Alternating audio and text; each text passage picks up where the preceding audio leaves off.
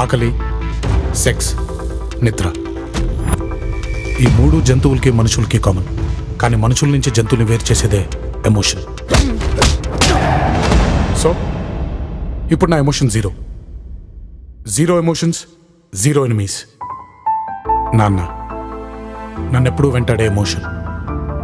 ఏ emotion అయినా చిరునవ్వుతో ఎదుర్కోవడం ఒక్క మా నాన్నలోనే చూశాను. మోసం చేస్తేనే పైకొస్తాడనడానికి ప్రతీక రావాడు. Let's play a game.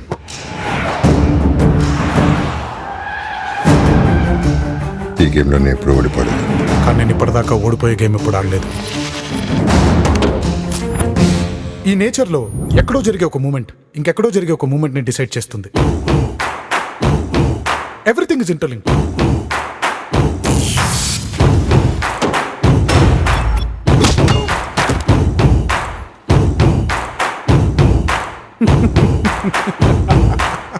Sorry Krishnamurthy గారు, నేను ఇదంతా చేసింది మీ మీద కోపంతో కాదు, మా నాన్న మీద ప్రేమతో. నాన్నకు ప్రేమతో, నాన్నకు ప్రేమతో, నాన్నకు ప్రేమతో.